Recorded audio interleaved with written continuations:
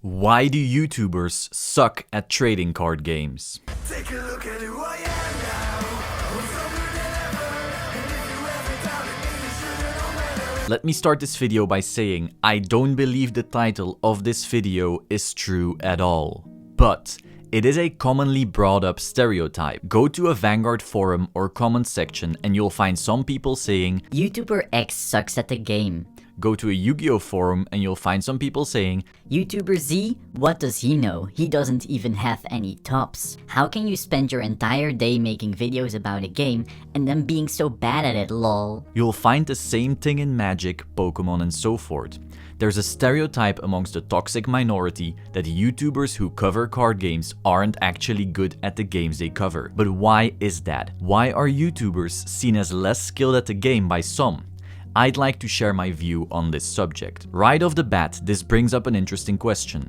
How do we even define skill? Is it merely technical play, meaning reading the flow of the game and making an ideal move in a given situation with the cards you draw? Or is your ability to top the metric by which we define skill? Depending on who you ask, you may get different answers, and that question is at the core of today's video. If skill is defined as only technical play given situation X, there are many quote-unquote skilled players who don't top, because they may be making correct moves in the current moment based on the resources they see in the current match they're playing, but they haven't necessarily done enough simulation games in their preparation time before the tournament to realize that the +1 they created in the moment through technical play will actually lose them the game due to an inherent mechanic the opposing deck has. This is also why you can't give an awfully built monstrosity of a deck to a pro and hope they will magically keep beating infinitely better built decks. Technical play's effect on the game has a ceiling defined by which decks the two players are piloting. The moment you and the other participants step into the venue with your deck registration sheets filled out, beyond technical play, a big chunk of the results have already been created, bar some statistical anomalies like drawing brick hands consistently. So given this knowledge, how do you define skill already has a lot of wiggle room? Is it mere technical play, or is it the ability to top?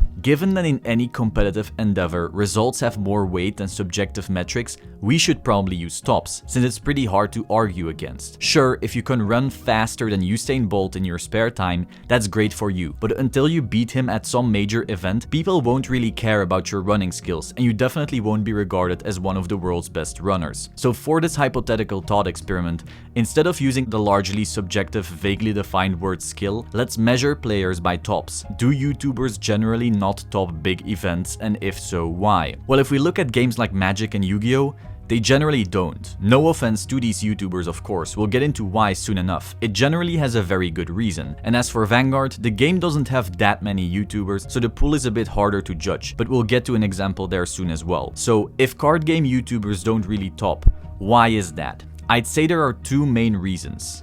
A. Time.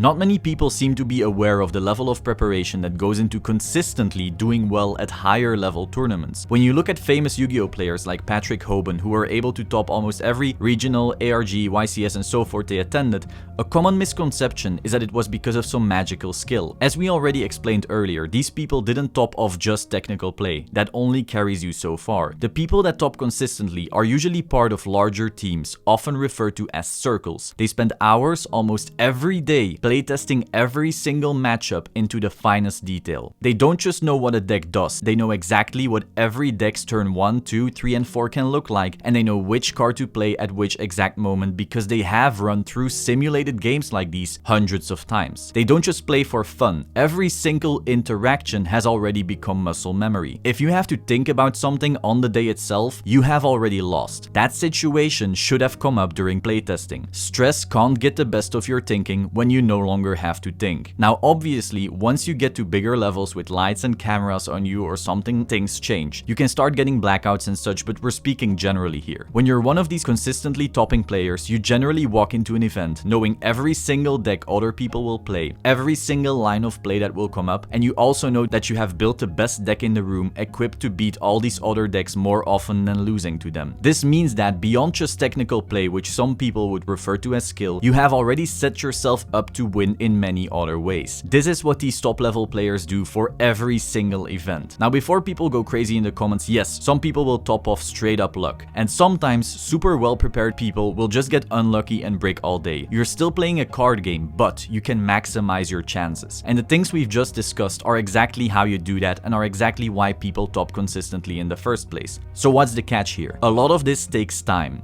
Loads of time. Your Saturday at the local game store is not enough, and if you're a YouTuber, you often don't even get that. Given YouTube's algorithm, you need to be uploading as often as you can. You need to be engaging with your audience. Between whatever school or career you've got going on, planning videos, recording, editing and uploading, you often don't really have time to run 200 simulated mirror matches so you can ensure every interaction has come up.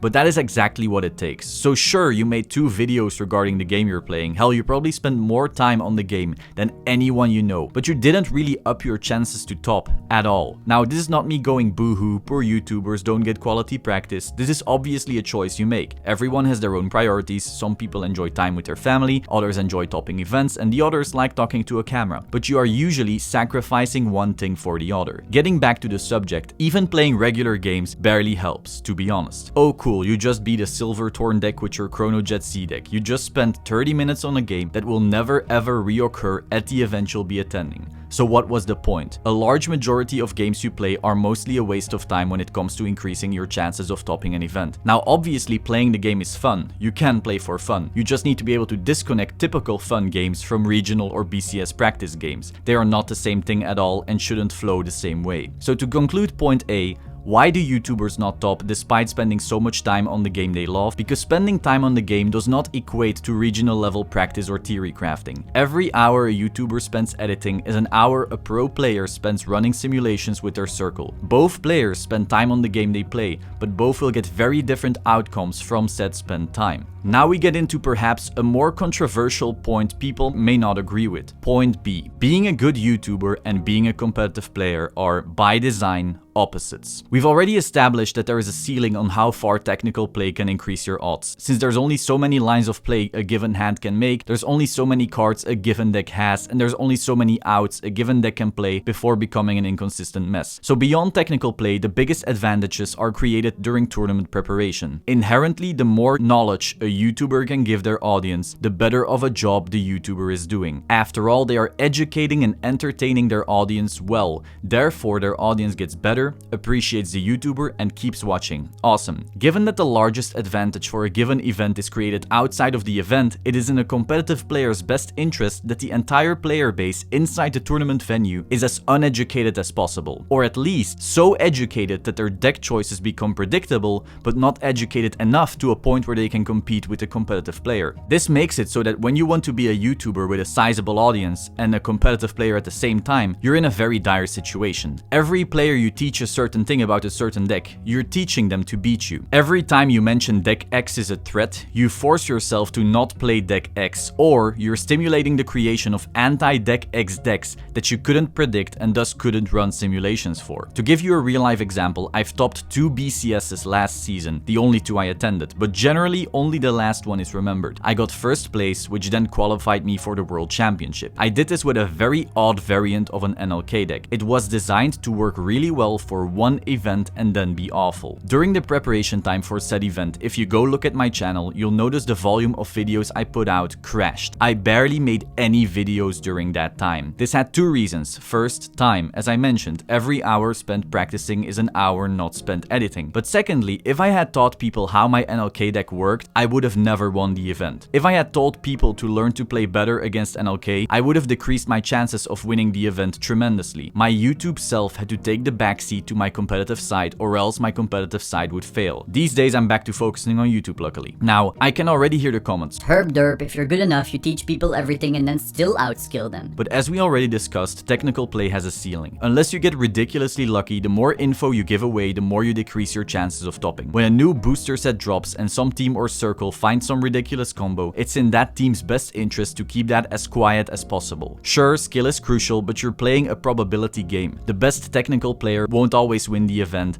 hell, he usually won't. So any info you can keep for yourself is info that other players need to waste time on figuring out for themselves. And that is why I believe YouTubers don't top. In a short conclusion, for YouTubers, the time spent on rigorous regional testing is instead spent on making content, and rigorous regional testing becomes far less worth it when any good info you figure out should be broadcast to your audience if you really want to maximize your YouTube career, but in doing so, you sabotage your competitive one.